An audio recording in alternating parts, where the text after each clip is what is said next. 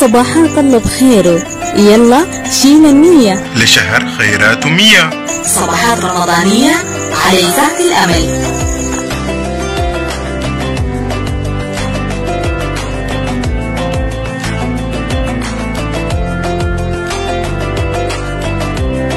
صباحات المحبة والجمال على كل متابعينا في كل مكان وعلى امتداد ربع وطننا الحبيب واللي بيتابعنا من خارج الوطن الحبيب وعلى مختلف منصات التواصل الاجتماعي. برنامج صباحات رمضانية من إذاعة الأمل، تقبلوا تحياتي أنا بلال الباكرابي. برنامج حلقتنا اليوم بيتحدث عن التدخين في رمضان.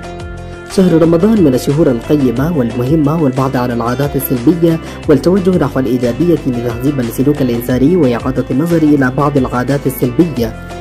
أضرار التدخين. أكدت الأبحاث العلمية وجود علاقة وثيقة بين إصابة الإنسان بأمراض سرطان الرئة وتليف الكبد والذبحة الصدرية، ومتعنا الله وإياكم بالصحة والعافية. في نهار رمضان قد تصل مدة الصيام والامتناع عن التدخين إلى 15 ساعة تقريبية. خليك معاي وتعرف على بعض الفوائد الصحية بعد الامتناع عن التدخين. انخفاض معدل ضربات القلب وضغط الدم في مستويات طبيعية وأكبر. تبدأ النهايات العصبية في التحديد وتكتمل حاسة الشم والتذوق بشكل طبيعي، وتبدأ الرئتين والدورة الدموية والقلب في العمل بشكل أفضل. انخفاض فرصة الإصابة بالنوبة القلبية وسكتات الدماغ، وتحسين التنفس بشكل ملحوظ وسريع.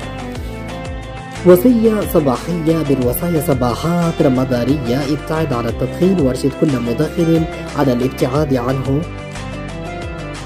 كمان في كثير من الناس بتقول لك القلب ما فيه حنان من الدخان. تعال انا اقول لك عشان يرجع لك الحنان املى قلبك بذكر الله والمصطفى عليه افضل الصلاة والسلام. ها قد أكون وصلت لختام حلقة اليوم من برنامج صباحات رمضانية بإذاعة الأمل. تقبل تحيات الفريق العامل بالإذاعة في الإشراف البرامجي والمونتاج حسين الحصيبي، وتقبل تحياتي أنا بلال الباكرابي.